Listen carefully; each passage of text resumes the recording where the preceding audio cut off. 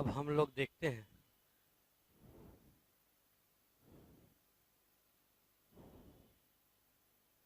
तो हम लोगों ने कहाँ तक देख लिया था पिछले क्लास में। ठीक है, पिछले क्लास में हम लोगों ने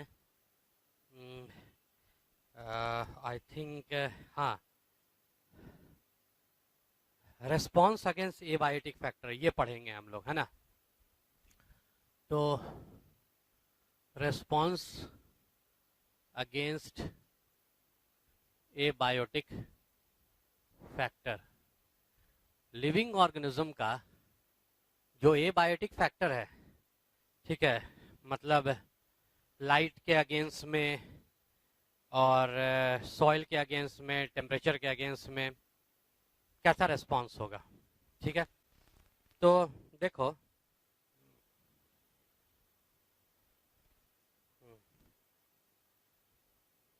देखिए जितना भी लिविंग ऑर्गेनिज्म है, चाहे उसका एक्सटर्नल इन्वायरमेंट जो भी हो, एक्सटर्नल इन्वायरमेंट जो भी हो, लेकिन वो अपने इंटरनल इन्वायरमेंट को कांस्टेंट रखना चाहता है। कुछ भी एक्सटर्नल इन्वायरमेंट हो, लेकिन अपने इंटरनल इन्वायरमेंट को कांस्टेंट रखेगा। और इसी प्रोसेस को हम लोग कहते हैं, इसी फेनोमेना को हम लोग कहते हैं होमियोस्टेसिस। और आप देखेंगे कि होमियोस्टेसिस, ठीक है, और आप देखेंगे कि अगर एक्सटर्नल इन्वायरमेंट में चेंजेस अगर आएगा तो वो कैसे, ठीक है, वो चार तरीके से अपने इंटरनल इन्वायरमेंट को, ठीक है, वो कांस्टेंट रखने की कोशिश करता है, चार तरीके से। ठीक है, तो आप जान लीजिए, डिस्पाइट ऑफ एनी, ठीक है, despite of change, sorry, despite of change of external environment, external environment, ठीक है, एक्सटर्नल लिविंग ऑर्गेनिज्म, ठीक है, keeps their internal environment constant। ठीक है, this phenomena is called homeostasis. समझ गया किसको आप क्या बोलते हैं, होमियोस्टेसिस कहते हैं। ठीक है, और होमियोस्टेसिस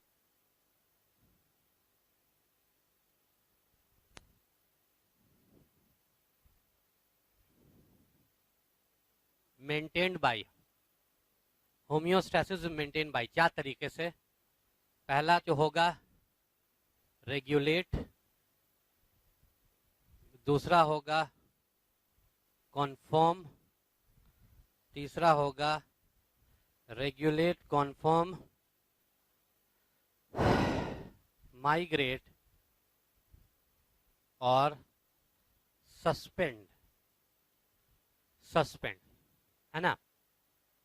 तो देखो, अगर मान लीजिए आप कहीं रहते हैं और उस मोहल्ले में, उस एरिया में कोई बहुत खराब किस्म के लोग, कुछ लोग आ गए, तो आप क्या करेंगे। अगर आपके अंदर ताकत है तो, ठीक है, ताकत है तो आप आराम से अपने घर में रहेंगे, बाहर जाएंगे, ये करेंगे, वो करेंगे।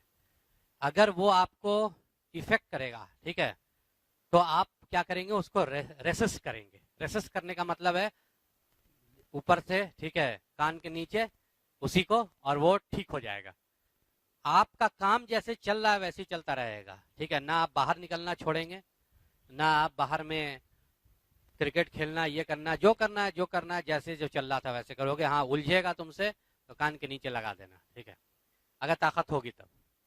कॉन्फर्म, ठीक है, अगर कोई बहुत डरपोक भी है, ये आपके बारे में नहीं कह रहे हैं, ठीक है, कोई बहुत डरपोक भी है, और डरपोक भी है उसको, और ताकत भी उसके पास नहीं है, और उसके पास प्रिंसिपल भी नहीं है, प्रिंसिपल भी नहीं है उसके पास, ताकत भी नहीं है, डरपोक भी है, तो क्या होगा कि वो उस जो बदमाश आदमी है उसी के रंग में रंग जाएगा, उसी के साथ मिल जाएगा, जुल जाएगा, उठेगा बैठेगा, उसके पीछे पीछे रहेगा, वही सब हरकत करने लगेगा।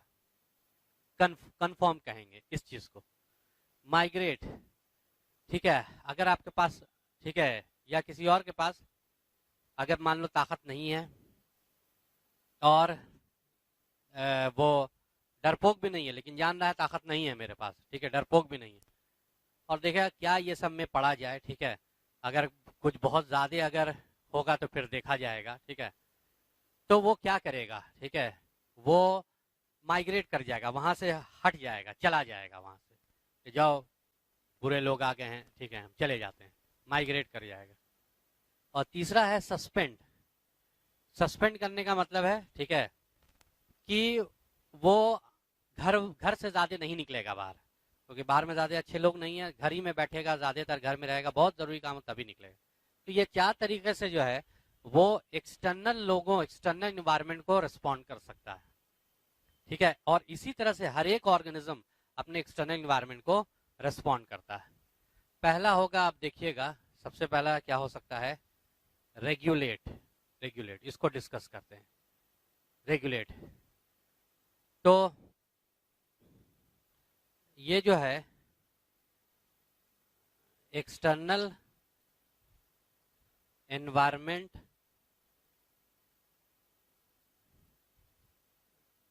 if changing but no changes in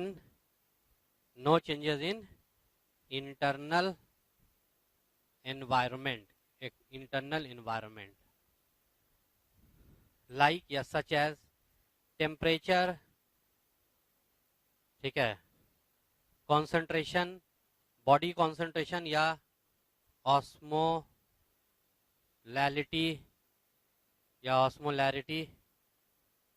या बॉडी फ्लूइड का कॉन्सेंट्रेशन। कॉन्सेंट्रेशन किसका कॉन्सेंट्रेशन लिख रहे हैं, ठीक है, बॉडी फ्लूइड का कॉन्सेंट्रेशन, ईटीसी। मतलब एक्सटर्नल एनवायरनमेंट कुछ भी रहेगा, वो अपना इंटरनल एनवायरनमेंट नहीं चेंज करेगा।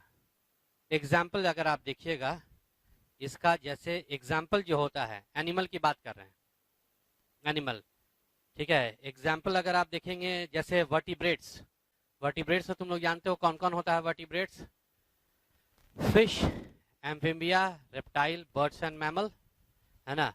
तो ये जो मोस्ट ऑफ बर्ड और most of mammals, fish, amphibia, reptile, birds and mammal, तो मोस्ट ऑफ जैसे देखेंगे वर्टिब्रेट्स में क्या हो जाएगा, फिश, है ना, एम्फीबिया, रेप्टाइल, बर्ड्स, मैमल, और बाकी सब जो रहेंगे इनवर्टिब्रेट्स रहेंगे, ठीक है। तो देखो ये जो है ये हायर ये जो अगर आप देखेंगे ये हायर वर्टिब्रेट्स है, हायर, और ये जो है लोअर वर्टिब्रेट्स, लोअर वर्टिब्रेट्स, ठीक है। आप जानते हैं इनका बॉडी का कॉन्सेंट्रेशन या बॉडी का टेम्परेचर क्या रहता है, कांस्टेंट रहता है, ठीक है। तो आप कह लीजिए कि most of birds and mammals mammal, ज्यादातर मैमल्स और बर्ड का क्या रहेगा, ये रेगुलेटर रहेंगे, इसको क्या कहते हैं, रेगुलेट करेगा, यानी ये रेगुलेटर रहेंगे, इनके बॉडी का कॉन्सेंट टेम्परेचर जो है वो क्या रहेगा और कॉन्सेंट्रेशन जो है वो फिक्स रहेगा। फ्यू, ठीक है, कुछ फिश एम्पियर रेप्टाइल में से कुछ जो ऐसे एग्जाम्पल हैं, जैसे आप लिख सकते हैं few lower vertebrates and invertebrates, ठीक है, कुछ lower vertebrates fish ampere reptile birds में से कुछ होंगे, और कुछ जो है वो इनवर्टिब्रेट्स। ये सब क्या होगा, ये सब रेगुलेटर होगा, ये सब रेगुलेटर। जैसे जैसे अगर आप देखेंगे, जैसे मैमल्स में मैन का देखो, मैन का, मैन का उतना हम लिखेंगे नहीं, समझ जाइएगा आप लोग। ठीक है, मैन का क्या हो सकता है, देखिए मैन का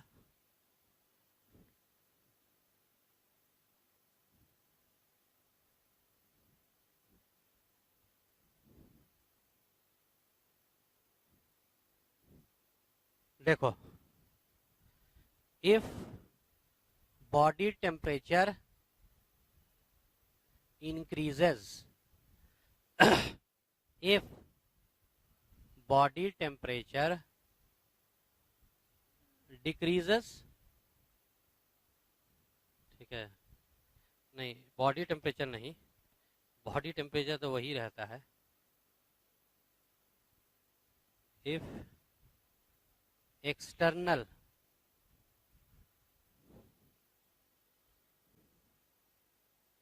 if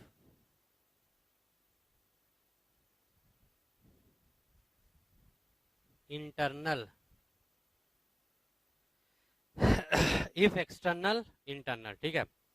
अगर मान लीजिए बाहर का टेम्परेचर बहुत ज़्यादा बढ़ जाता है, ठीक है, बहुत ज़्यादा बढ़ जाता है बाहर का टेम्परेचर, हमको गर्मी, तब हमारे बॉडी का के ऊपर भी असर पड़ता है, हमारे बॉडी का टेम्परेचर भी वो बाहर का टेम्परेचर बढ़ाना चाहता है, लेकिन क्या हमारे बॉडी का टेम्परेचर 37 डिग्री सेंटीग्रेड से 50 डिग्री सेंटीग्रेड हो जाता है? नहीं ना।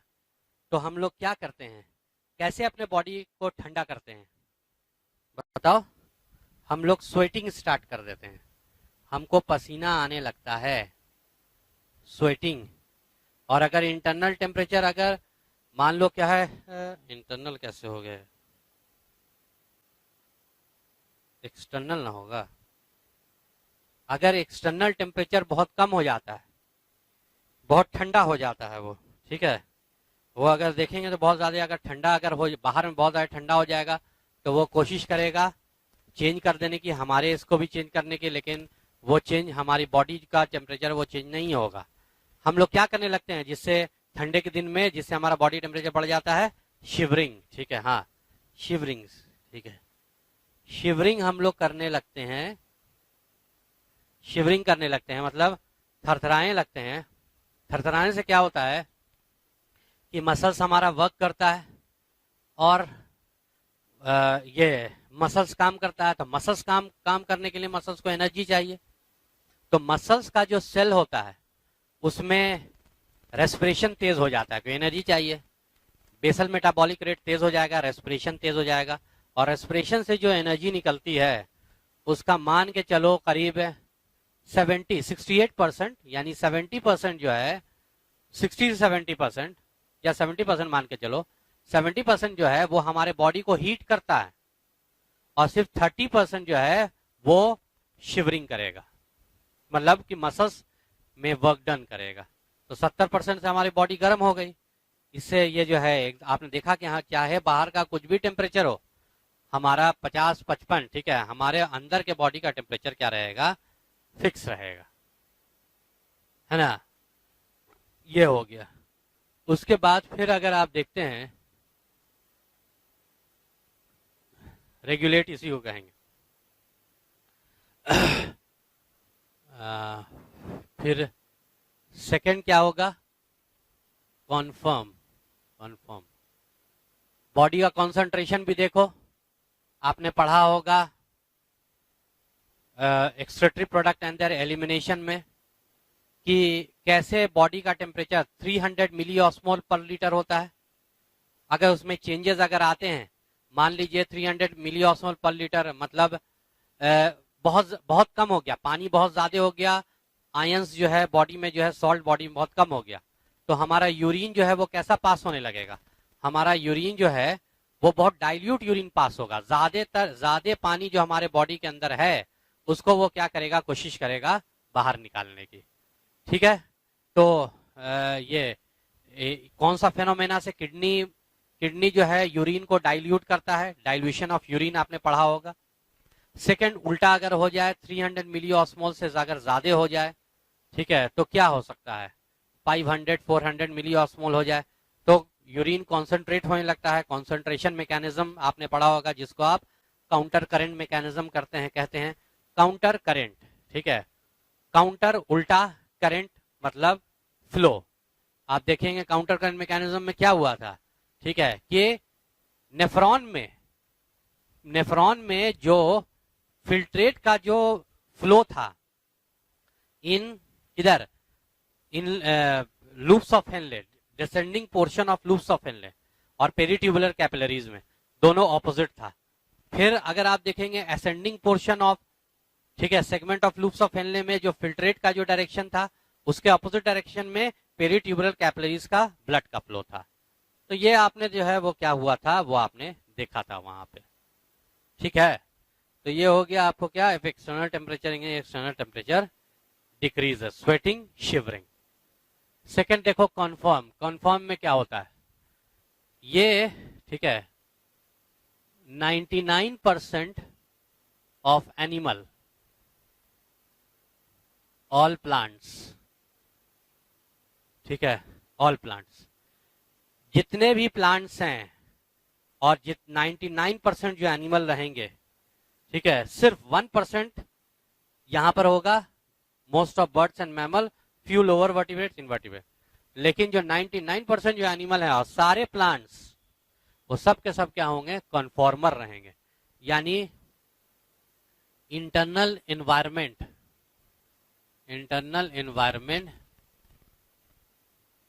चेंजेस विथ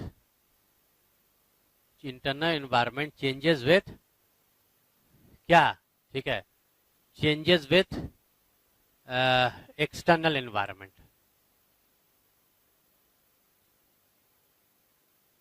इंटरनल एनवायरमेंट जो है एक्सटर्नल एनवायरमेंट के हिसाब से चेंज होने लगता है, ठीक है, जैसे एक्सटर्नल एनवायरमेंट, उसी को कहते हैं कॉन्फॉर्मर। तो आप देखेंगे जैसे ग्राफ देखा जाए, जैसे ग्राफ देखोगे, ये ग्राफ है, ये ग्राफ आपके एनसीईआरटी में भी दिया हुआ है, ठीक है। तो ये हो जाएगा तुम्हारा इंटरनल, अच्छा इधर एक्सटर्नल एनवायरमेंट कर लो, एक्सटर्नल एनवायरमेंट, और इधर हो जाएगा, देखिए अच्छे समझ के पढ़िएगा, आपको बता दे रहे हैं, 2-3 चीज आप तुम लोग को बता दे रहे हैं।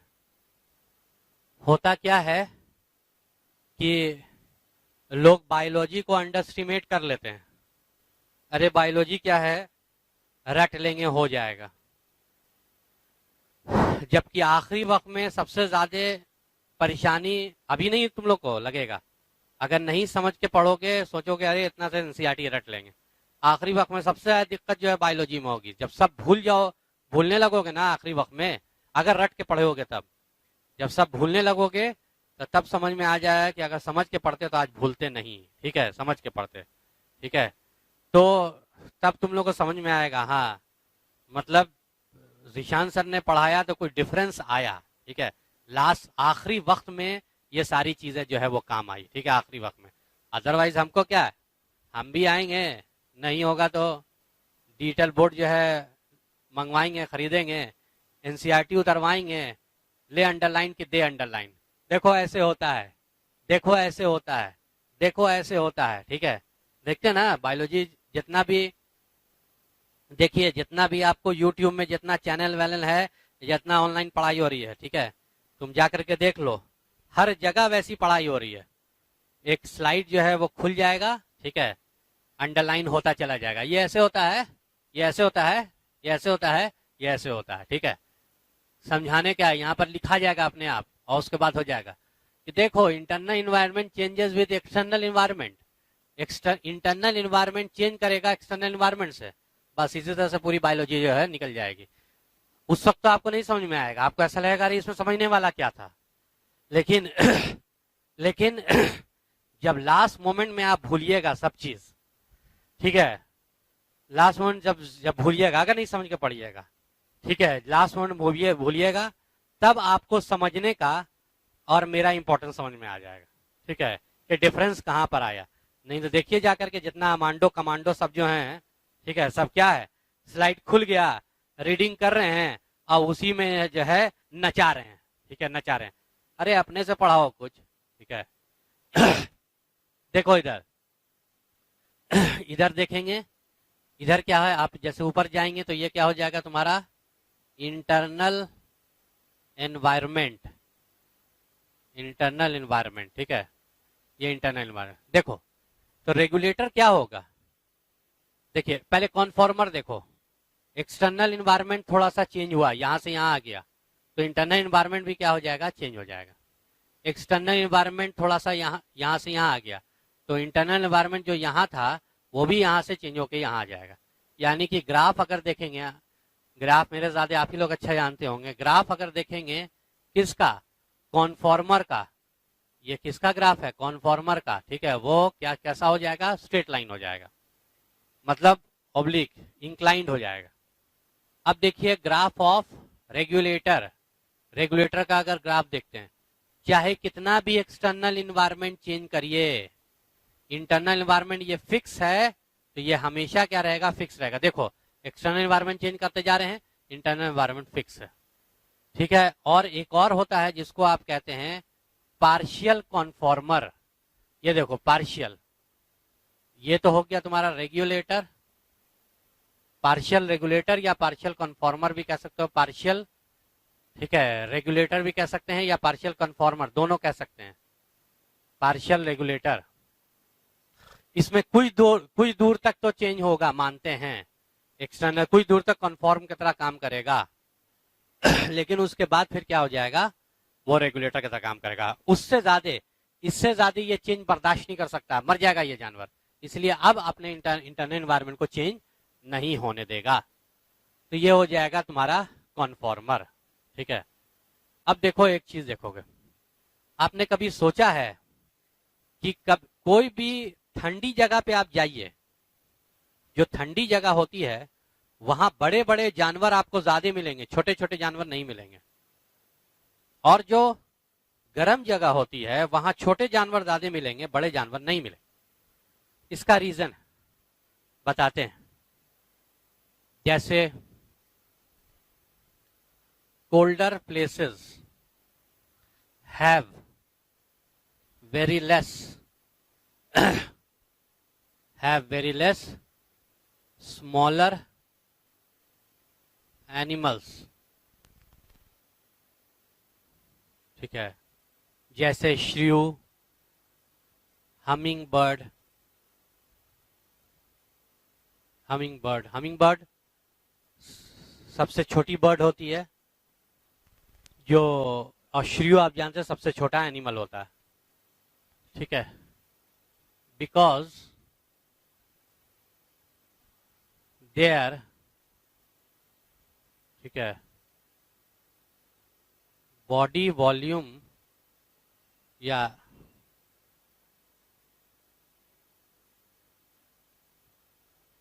Their body surface area by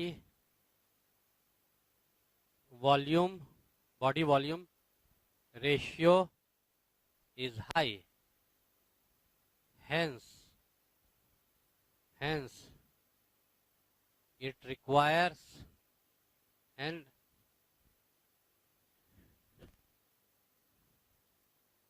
it have to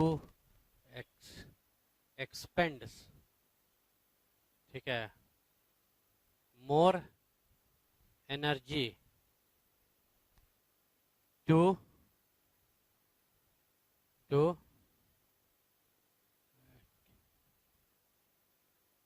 maintain constant internal environment।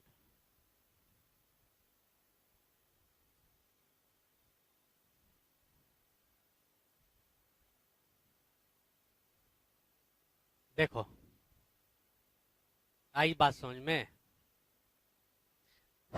देखो जैसे ये कोई ब्लॉक है, बड़ा ब्लॉक है, तो इसका वॉल्यूम मान लीजिए 25 मीटर स्क्वायर है या सेंटीमीटर स्क्वायर, ये 5 है, ये 5, और सरफेस एरिया इसका बताओ क्या हो जाएगा। ठीक है, ब्लॉक है 25 मीटर स्क्वायर। सरफेस एरिया अगर आप देखेंगे तो जैसे नहीं, इसका 75 मान करके चलो, 75, यानी कि लेंथ ब्रेथ हाइट क्यूब है, लेंथ ब्रेथ हाइट ये 75, 5 5 5 ये सब है।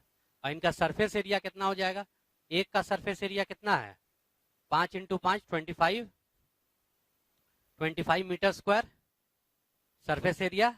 एक एक साइड का टोटल कितना साइड है, ठीक है 6 साइड है, तो टोटल सरफेस एरिया कितना हो जाएगा 25 × 6, आप देख लीजिए, यानी 150 सेंटीमीटर स्क्वायर कर, 150 सेंटीमीटर स्क्वायर।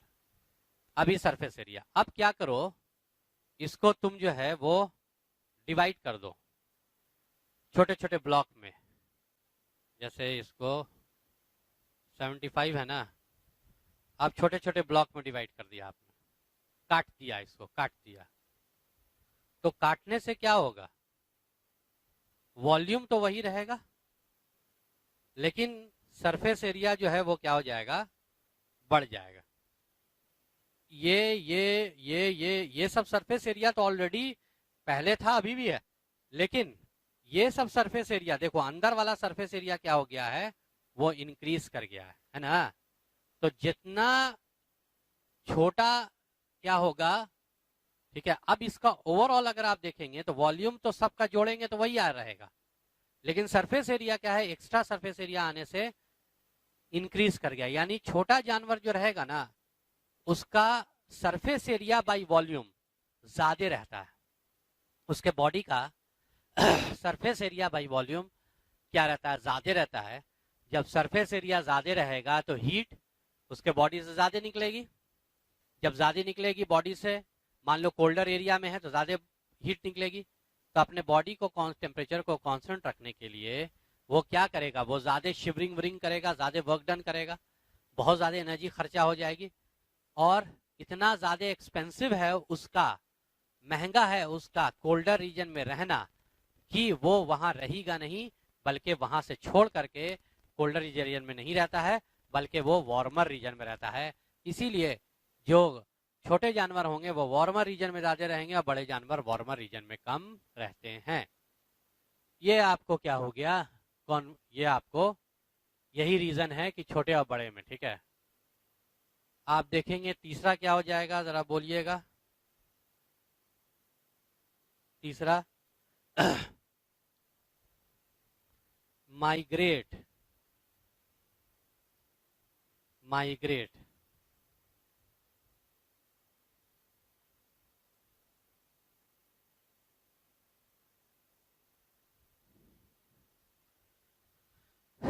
माइग्रेट,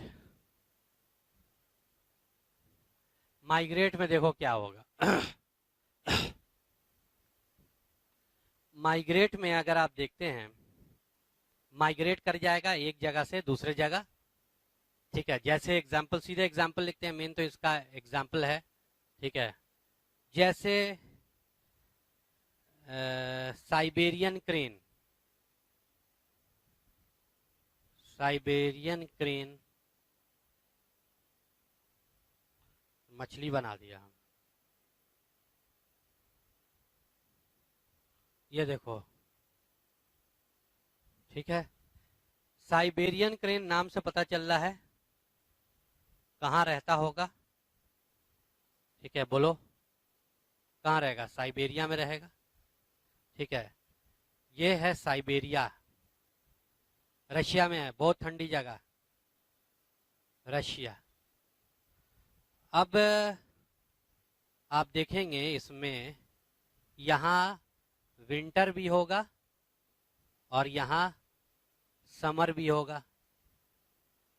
विंटर, ठीक है, स्ट्रेसफुल कंडीशन, और जरा सा इधर कर देते हैं, देखो एकदम डायग्राम से बता रहे हैं। ऐसे अगर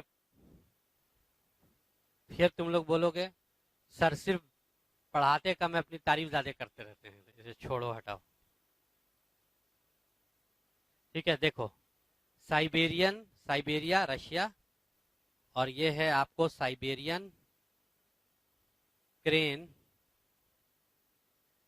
बर्ड होती है, बोगला होता है। ठीक है।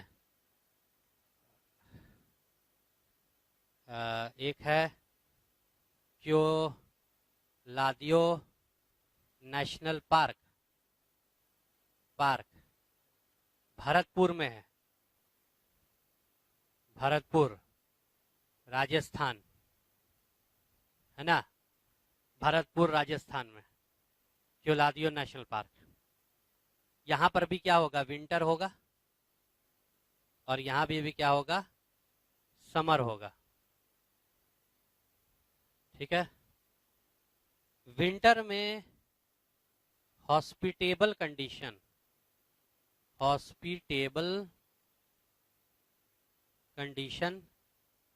और समर में, ठीक है, स्ट्रेसफुल कंडीशन।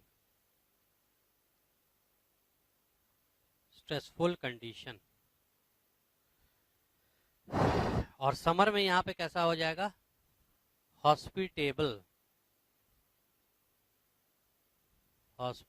कंडीशन।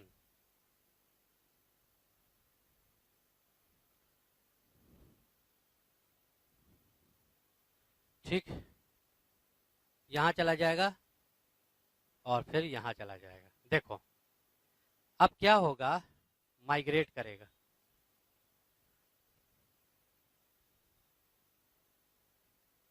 देखोगे, समझोगे। एक जगह है, देखते जाओगे, एक जगह रशिया में है, साइबेरिया। इतनी ठंडी जगह है, इतनी ठंडी जगह है कि मत पूछो। मतलब इतनी ठंडी है कि हम भी नहीं गए हैं वहां। ठीक है।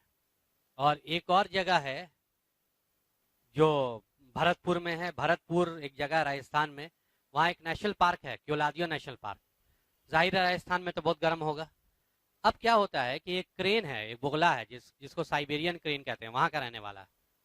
तो गर्मी जब साइबेरिया में, जब वहां की गर्मी बहुत ठंडी है, लेकिन बहुत ठंडी है, लेकिन और विंटर को तो मत ही पूछो, एकदम खून जमा देगा। तो जब गर्मी में आराम से वो यहाँ रहता, कौन, वो जो साइबेरियन क्रेन है, गर्मी में आराम से रहता है, क्योंकि वो जो साइबेरिया की जो गर्मी है, उतनी ज्यादा ठंडक नहीं है वहां, उतना ज्यादा ठंडा नहीं है। तो वो उसके लिए हॉस्पिटेबल का मतलब मेहमान नवाजी। हॉस्पिटेबिलिटी का मतलब होता है मेहमान नवाजी। ठीक है। तो वो हॉस्पिटेबल है उसके लिए, कोई खराब कंडीशन नहीं है, स्ट्रेसफुल कंडीशन, बहुत स्ट्रेसफुल कंडीशन, खराब कंडीशन। तो गर्मी में रहेगा, क्योंकि गर्मी उतना ठंडा नहीं रहता है। लेकिन जैसे ही ठंडा आने वाला होता है, ठंडा साइबेरिया का वो बहुत ही स्ट्रेसफुल कंडीशन है, जैसी आने वाला होता है, वो माइग्रेट करके किधर चला आता है, भरतपुर नेशनल पार्क में चला आता है। कहाँ जाता है, भरतपुर नेशनल पार्क में चला आता है। और वो भरतपुर नेशनल पार्क में चला आता है, क्योंकि भरतपुर नेशनल पार्क बहुत गर्म है, मानते हैं, ठीक है, गर्म है, गर्मी में तो बहुत गर्म, लेकिन ठंडा में उतना गर्म नहीं होगा। क्या बोलते हो कि नहीं। तो ये उड़ कर करके भरतपुर नेशनल पार्क में आ जाएगा। कब आ जाएगा, विंटर में, क्योंकि विंटर में भरतपुर में उतना ठंडा नहीं रहेगा। तो एक तरह से विंटर में भरतपुर नेशनल पार्क में ये कैसी कंडीशन होगी, हॉस्पिटेबल कंडीशन होगी। तो आराम से विंटर तक रहा, ठंडे तक रहा। जैसी गर्मी आने वाली होगी, तो आप समझ रहे हैं राजस्थान की गर्मी, ठीक है, और ये तो बेचारा साइबेरिया का रहने वाला है। जैसी गर्मी आने वाली होगी, ये समझ जाएगा कि ये अब स्ट्रेसफुल कंडीशन आ रही है उसके लिए, क्योंकि बहुत ज्यादा गर्मी हो जाएगी। तो वो माइग्रेट कर करके जो है वो कहाँ चला जाएगा, देखो, हॉस्पिटेबल कंडीशन में चला जाएगा, दैट इज समर में चला जाएगा, मतलब साइबेरिया चला जाएगा। और उस वक्त साइबेरिया में भी समर सीजन होगा, तो समर जो है उतना ठंडा नहीं होता उसका। तो ये क्या करता है, इसी को आप क्या कहते हैं, माइग्रेट। चाहे उसको कई हजार किलोमीटर उड़ना पड़ा, लेकिन अपने बॉडी का टेम्परेचर उसने क्या रखा, फिक्स रखा। देखा इधर ज्यादा ठंडा हो जाएगा तो उधर चला गया, उधर ज्यादा गर्मी हो जाएगी तो उधर चला गया। इसी को कहते हैं हम लोग माइग्रेट। ठीक है, क्या कहेंगे, माइग्रेट कहेंगे। और अब माइग्रेट के बाद समझ में आ गया ना तुम लोग को, ठीक है। माइग्रेट के बाद अब उतना क्या लिखेंगे, समझ में आ ही रहा है। सबसे लास्ट में क्या हो जाएगा? सस्पेंड। सस्पेंड।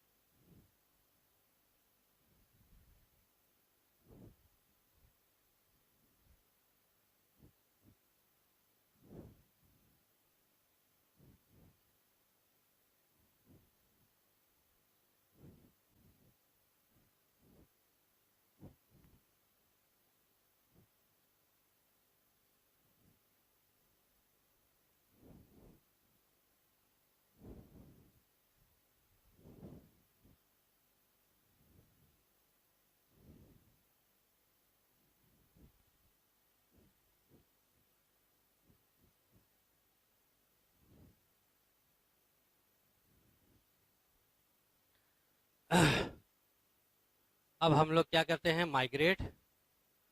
माइग्रेट के बाद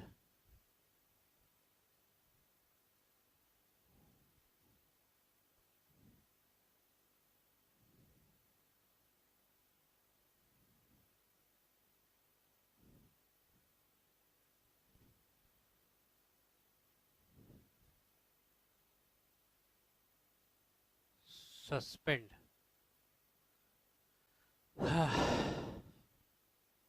देखिए सस्पेंड क्या होगा। देखो, जब फेवरेबल कंडीशन रहेगा तो ये जो तुम्हारे जानवर हैं, ठीक है, या ये जो ऑर्गेनिज्म है, ये क्या करेंगे? मतलब जिएंगे। लेकिन जब अनफेवरेबल कंडीशन आएगा, स्ट्रेसफुल कंडीशन आएगा, तो कुछ ऐसे स्ट्रक्चर का फॉर्मेशन कर देंगे जो जो जिसमें ज्यादातर बॉडी एक्टिविटीज की क्या कर जाएगी। ठीक है, तो अब हम लोग ये देखते हैं suspend.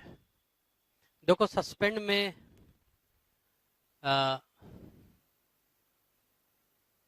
Many organisms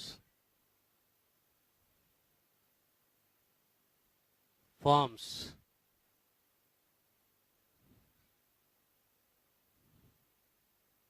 structure in stressful condition which can tolerate it.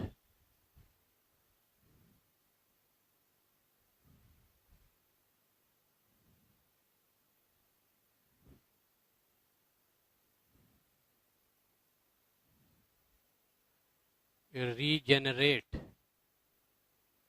into new organisms at the arrival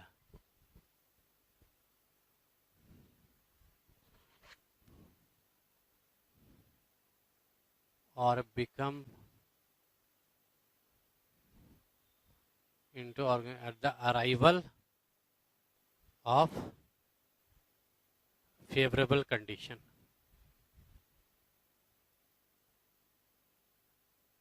Condition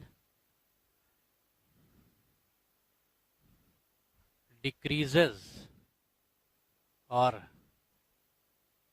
suspend their metabolic activities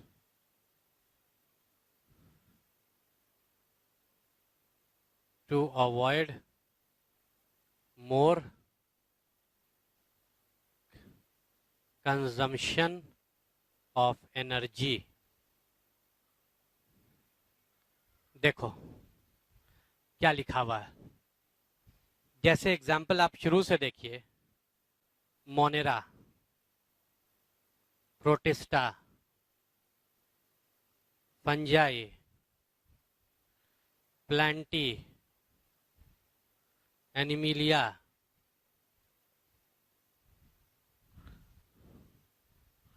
Monera. तो आप देखेंगे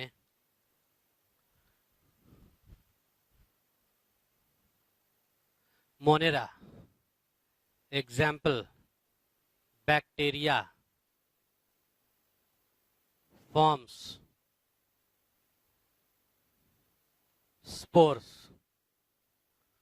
protista, planktons, डायापाउस,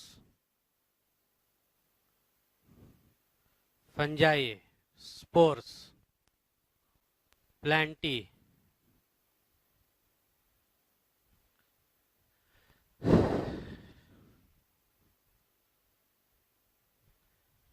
seeds and other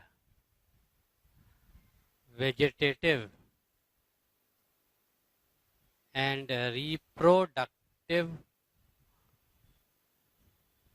structure, animal hibernation, winter sleep, estivation, summer sleep.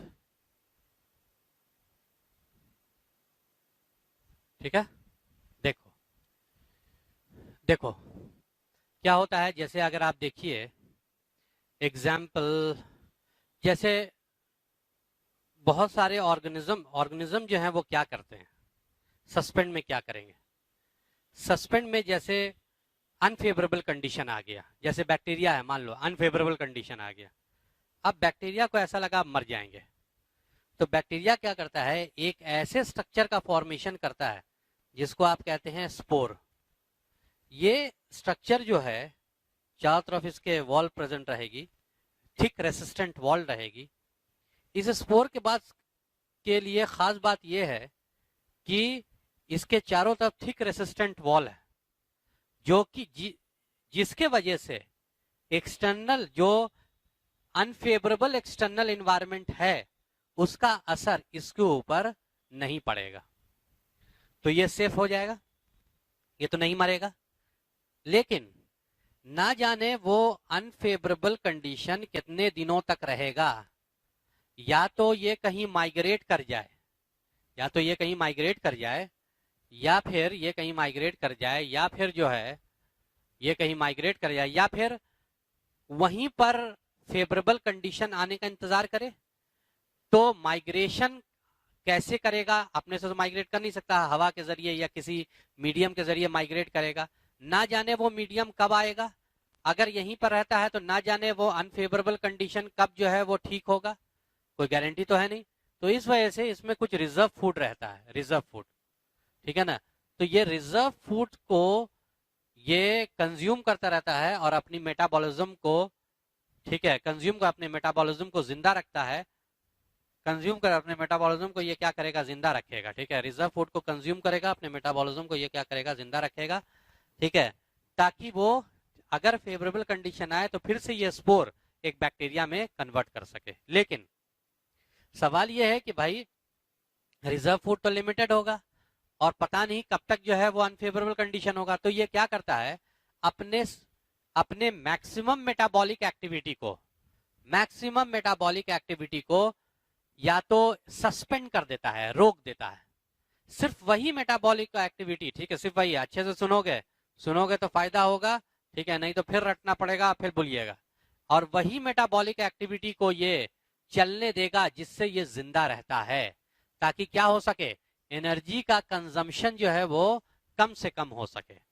तो वो एक तरह से कह लीजिए कि इसके अंदर जो जो दूसरी मेटाबॉलिक एक्टिविटीज होती है, जो उतना semi essential and non essential, जो बहुत ज्यादा जरूरी नहीं है मेटाबॉलिक एक्टिविटी, उसको सस्पेंड कर दिया जाता है, उसको रोक दिया जाता है, ताकि एनर्जी जो है वो ज्यादा से ज्यादा दिन तक चलती रहे, एनर्जी ज्यादा दिन तक चलती रहे। ठीक है, तो उसको क्या कर दिया, सस्पेंड कर दिया जाएगा। और जो बहुत जरूरी मेटाबॉलिक एक्टिविटी है, ठीक है, वो चलती रहेगी और ये रिजर्व फूड को कंज्यूम करता रहेगा। अब आप कहेंगे सर कब तक? मान लीजिए इसके अंदर रिजर्व फूड जो है वो 10 साल का है, 10 साल के बाद भी ये उस जगह पर नहीं गया, या जिस जगह पे है वहां पर फेवरेबल कंडीशन नहीं आई, या फेवरेबल कंडीशन वाले जगह पे नहीं जा सका, तो 10 साल के बाद ये मर जाएगा। कम से कम 10 साल तो जिंदा रहेगा। इसी चीज को हम लोग क्या बोलते हैं, सस्पेंशन कहते हैं, या सस्पेंड करना कहते हैं। कैसे करेगा? आपके एनसीईआरटी में रैंडमली लिखा हुआ है, ठीक है, आपको रटना पड़ेगा, इसलिए हमने एक ये करके लिख दिया है। मोनेरा का सबसे जो इंपॉर्टेंट होता है वो बैक्टीरिया होता है। बैक्टीरिया क्या बनाता है? बैक्टीरिया स्पोर्स बनाएगा। प्रोटिस्टा में आपने देखा था, क्राइजोफाइटा मेनली जो वो क्या होता है, प्लैंक्टन्स होते हैं, वो डायापाउस करेंगे। पाउस मतलब वो पूरे बॉडी, वो कोई स्पेशल स्ट्रक्चर का फॉर्मेशन नहीं करेंगे, बल्कि अपने पूरे बॉडी ही को क्या कर देंगे, पाउस वाले कंडीशन में ऐसी जगह चले जाएंगे जहां अनफेवरेबल कंडीशन का असर नहीं पड़ेगा, और पूरी बॉडी की एक्टिविटी, ज्यादातर बॉडी की एक्टिविटी को पाउस करा देंगे, ठीक है, जिसको आप क्या बोलेंगे, डायापाउस कहेंगे, ठीक है। उसके बाद फिर अगर आप देखेंगे फंजाई, फंजाई भी वही करेगा, स्पोर का फॉर्मेशन करेगा। प्लांटी भी वही करता है, सीड का फॉर्मेशन कर देता है, जो कि एक रेसिस्टेंट स्ट्रक्चर है, या कुछ ऐसे स्ट्रक्चर का फॉर्मेशन करता है, ठीक है, जो अनफेवरेबल कंडीशन को टॉलरेट कर सके, ठीक है। जैसे अगर आप देखेंगे वेजिटेटिव एंड रिप्रोडक्टिव स्ट्रक्चर्स का ये क्या करेगा, फॉर्मेशन कर देगा। कोई जैसे तुम लोगों ने पढ़ा था राइजोम, कॉर्न, बल्ब्स, ट्यूबर, ठीक है, राइजोम, कॉर्न, बल्ब्स, ट्यूबर, ये कर सकता है, ठीक है, ये प्लांटी। अच्छा, एनिमिलिया अगर देखेंगे, ये राइजोम, कॉर्न, बल्ब, ट्यूबर का फॉर्मेशन कर दिया। कि कहाँ पे फॉर्मेशन किया? राइजोम, कॉर्न, बल्ब, ट्यूबर का मॉडिफिकेशन ऑफ क्या है, ठीक है, वो स्टेम है, मॉडिफिकेशन ऑफ स्टेम। तो ये कहाँ पे किया? ये जो है सॉइल के नीचे करता है। सॉइल के नीचे तो स्ट्रेसफुल कंडीशन या अनफेवरेबल कंडीशन का जो है असर नहीं पड़ेगा, तो ये हमेशा क्या रहेगा, ठीक है, ये हमेशा जिंदा रहेगा, ठीक है। और फिर हमेशा जिंदा रहेगा अदर रिप्रोडक्टिव स्ट्रक्चर। एनिमिलिया क्या करेगा? हाइबरनेशन कर सकता है, या फिर और क्या करेगा, एस्टिवेशन करेगा, ठीक है, एनिमिलिया। देखो जैसे मान लीजिए जैसे फ्रॉग की बात करते हैं, ठीक है, फ्रॉग जो होता है लोअर इनवर्टिब्रेट, ठीक है, हमने अभी क्या बताया था, लोअर वर्टिब्रेट्स ज्यादातर जो रहेंगे वो क्या रहेंगे, कॉन्फॉर्मर रहेंगे, उनका बॉडी टेम्परेचर चेंज करेगा, ठीक है, और मतलब इन्वायरमेंट के हिसाब से इंटरनल इन्वायरमेंट चेंज करेगा। लेकिन जब वो देखेंगे कि नहीं बहुत ज्यादा गर्मी आ रही है, ठीक है, तो ये या बहुत ज्यादा ठंडा आ रहा है, तो एक बड़ा सा गड्ढा खोदेंगे, बड़ा सा गड्ढा, और नीचे चले जाएंगे फ्रॉग नीचे, ठीक है, गड्ढा खोद कर ऊपर से मिट्टी को भर लेंगे, मिट्टी उसके ऊपर आ जाएगी। अब इतने नीचे जो जाएंगे, बाहर में बहुत ही टेम्परेचर क्या है, कम है, तो नीचे में जो है इतना नीचे में बाहर का इन्वायरमेंट का असर जो पड़ता तो नहीं है, यहाँ पर का टेम्परेचर जो है कांस्टेंट रहेगा, अपना आराम से अंदर चले जाएंगे। लेकिन अंदर जाकर के क्या करेंगे, उछल फान करेंगे, खेल कूद करेंगे? नहीं, इसलिए खेल कूद नहीं करेंगे, उछल फान नहीं करेंगे, क्योंकि इनके पास रिजर्व फूड जो है फैट्स के फॉर्म में, ब्राउन फैट के फॉर्म में रिजर्व फूड होता है, आप लोगों ने फ्रॉग में पढ़ा होगा।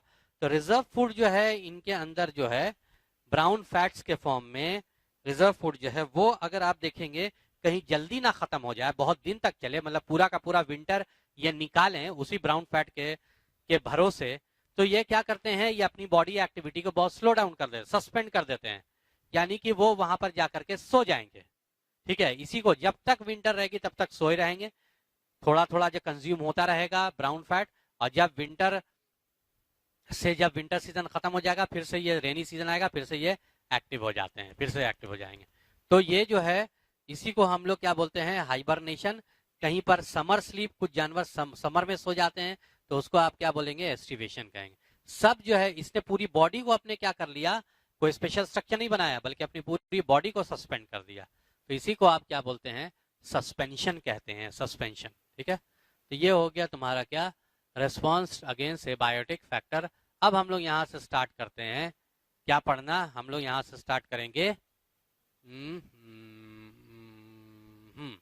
हम लोग यहाँ से स्टार्ट करते हैं पढ़ना अडेप्टेशन। क्या पढ़ेंगे, अडेप्टेशन पढ़ेंगे, ठीक है। देखो